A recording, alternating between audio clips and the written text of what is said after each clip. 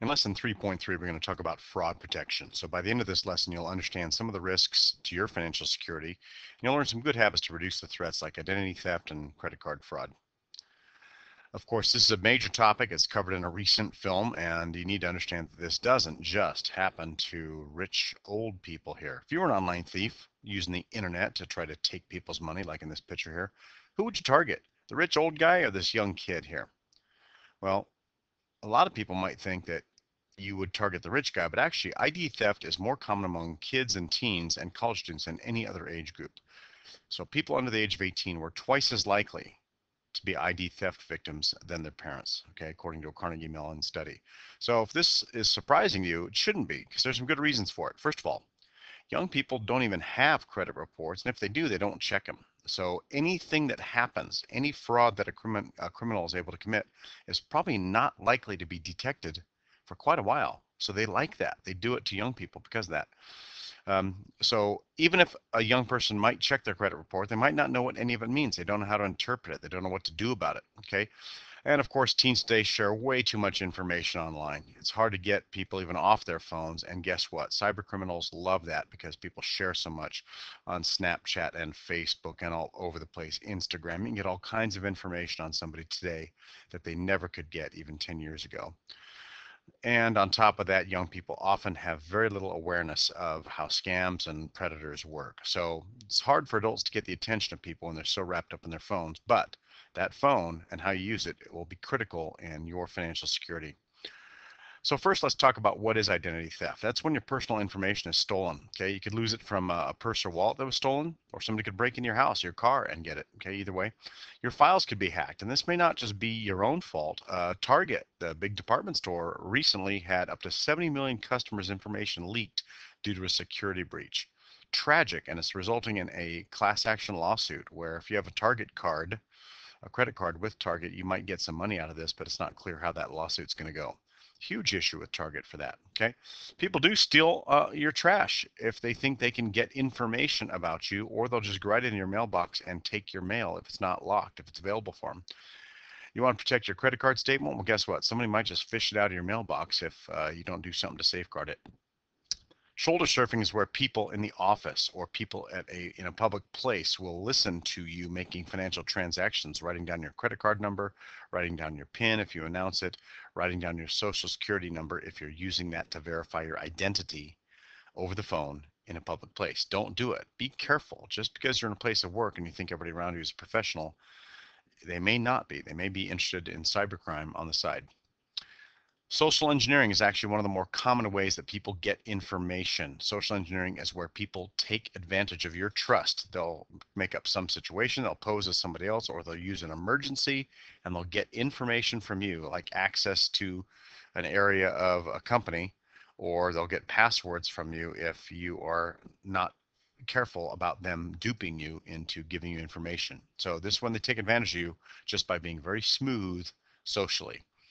All right, and phishing, spelled with a PH, is when companies actually send you things and it looks legit and you give them all your personal information just because something sounded good. Okay, hey, you won this contest, you want to claim your $300 prize, just fill out your email address and send it in.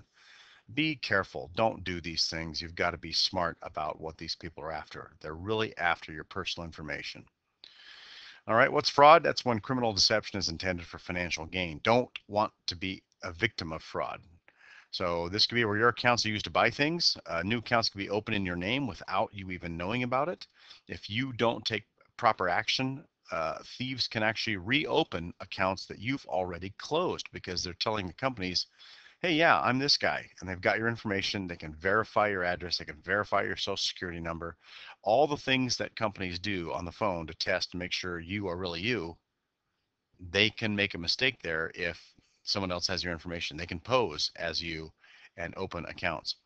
Obviously, their intention then is to use those accounts for illegal activity by buying things in your name, or actually, some people will go and have health care done in your name if it's really expensive. They'll pose as you, go in and have a surgical procedure done, and you'll be stuck with a bill. All right, common examples of fraud. This Nigerian email scam. If you haven't gotten one of those, be careful.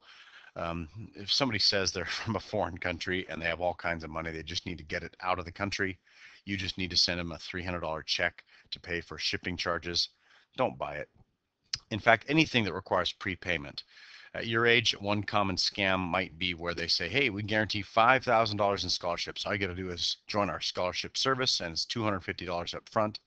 Be careful. Most legitimate offers like that shouldn't require a prepayment. Be very careful. Make sure you have some repercussions there. All right, if it goes south. Website cloning. Got to check out websites very carefully. Okay, it's easy to duplicate what looks like a legitimate website, and it's easy to even mock the website address at the top. It might say www Chase Manhattan Bank, but it may not be them. It's easy to fake those things or clone them. So be careful. Work your way around a website. Do take a look at all the links and do double check some phone numbers and some other pieces of the website to make sure it's legit. There's a lot of scams going on eBay and Craigslist as well. People will sell cars on eBay and they'll say, hey, pay your shipping cost up front or you're not going to get the car. You pay your shipping cost. You think you're getting a nice car, and all of a sudden shipping cost is gone, 250, 500 bucks, whatever it is, and you never see the person again. No car, no nothing. They just wanted your shipping costs. Craigslist. This happened to somebody I knew recently. Person was moving out of a place and went on Craigslist to find a new place, and these people were there. They showed it to him. They rented it to him. They took his deposit, signed a lease. He went back to move into the place, and those people didn't even own the place. They were outgoing renters. They had rented the place to him and put an ad on Craigslist. They did not even own the place. They're long gone. They had a fake name. They cashed his check. His money is gone. So bad news. So be careful. Craigslist and eBay can also be places for scams. If you want to keep up on scams, go to the FTC here, ftc.gov. That's the Federal Trade Commission. They keep a close eye on scam alerts. And also you can just surf the web for those types of things. All right. What can you do about it? How to prevent fraud? Well, limit the information that you will lose if you're robbed, like what's in your wallet. Only carry the credit cards you really need, and make sure you have the numbers of those credit cards at home. So if you lose your wallet, you can call from home and cancel those cards. Don't keep any personal information numbers like for your ATM card or any phone codes to let people into your phone. Hopefully you've got some phone security where people can't easily get into it if you lose your phone. And protect your social security number. It's very rare that somebody really needs your social security number unless it's a bank or a financial company you're working with on the phone and you called them and they're trying to verify that you are in fact you. Then it's okay to share your social security number, but be careful. If somebody calls on the phone and asks for that, don't give it to them. Take a message, go check out the number that you're calling, and then call them back and see if it matches the number on your credit card or on your bank statement or whoever it is. All right, use the locking mailbox at home. People can just walk up and steal your mail if you don't have one of these. So you can get one of these pretty inexpensively. And any mail you get, even junk mail, you want to shred it. You throw your junk mail in the trash can, guess what? These junk mail companies, these spammers, right? They've got all kinds of information on you, and you could just be throwing away a credit card offer that if somebody fishes it out of the trash, fills it in, and mails it in, guess what? They can get a credit card in your name with your address on it and have it mailed to their address actually, but then they can start charging stuff in your name. So shred papers, including junk mail. Get rid of that stuff. Don't just throw it in the trash. All right. Obviously, you want to be careful when giving out personal information. You've got to know if an organization is legit. If they call you and have some great offer that sounds too good to be true, it probably is. Hang up, call them back and say, did you try to contact me? But call them from a number on a legitimate website that you know of, or better yet, from the credit card or from the bank statement that you already have. Call them back at known numbers that you trust and see if what was being told to you is actually true. All right, online, make sure that with your computer, keep your virus protection software updated. Download software only from trusted sources. So don't click on any .exe files. Those are programs that can damage your computer unless you know it's from a trusted source. And when you leave your computer at night, don't put it in sleep mode. Turn it all the way off. Okay, you've got these little commands here. When you click the power button, don't just press sleep. Go ahead and power the whole thing all the way down. Shut it down. If you're in an office environment where there's hundreds of people or even dozens of people walking around, use Control-Alt-Delete to lock your computer, or you can go Start Lock, and that'll lock your computer. All you got to do is walk back, type in your password when you come back. But don't leave your PC open. You've got email and you've got all kinds of stuff on there that people can steal if you're not paying attention. Obviously, open emails only if it's a trusted source. Protect your financial info by not texting it or emailing it. Certainly don't tweet it out there. I don't know why someone would, but you don't need to tell people you're at the bank and you just deposited a big check. That's just going to attract information, or that's just going to attract unwanted attention. Don't do your financial tasks on public networks. A lot of people are using Starbucks these days as their network or their library, their home office, whatever it is. Be careful. Coffee shops and airports with free Wi-Fi are notorious places to pick up malware or viruses or things that hackers can use to get your information. Be very careful. They can intercept signals on these free Wi-Fis because they're not protected. All right, check websites, as we said, thoroughly before you act by doing anything on that website. And with all of your online activities, use strong passwords. Mix up letters, use a capital, use a non-alphanumeric character if they'll let you, like a pound sign or the @ symbol or a $sign. Use those types of things to make your password strong, and change them often. Don't use the same ones over and over.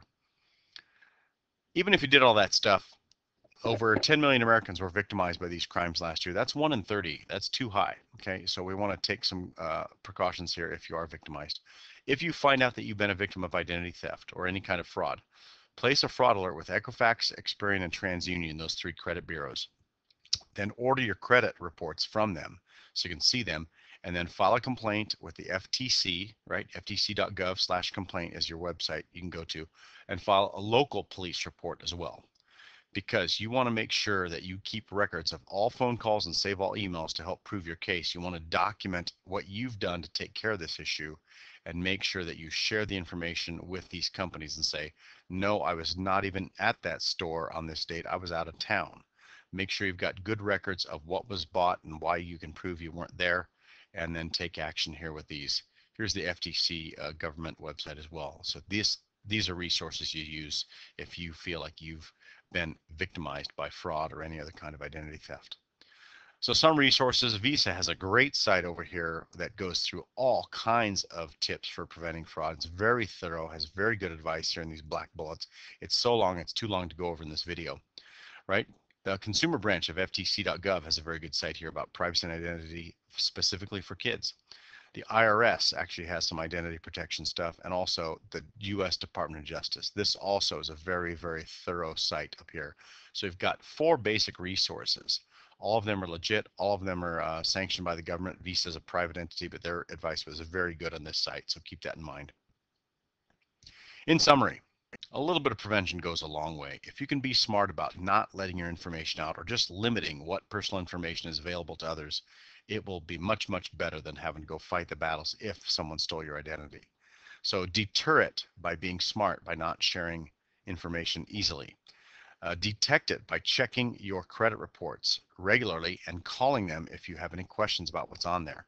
And finally, you've got to defend yourself. If you do find something that's on there, go after it. Tell the credit reporting agency, find out who did this, and make sure you get that record straight. Okay, it might cost you some money, but it's better to clear your name than to not pay money and carry something on your records forever. All right, so that's what we want you to know about fraud and identity theft. Hope that helped.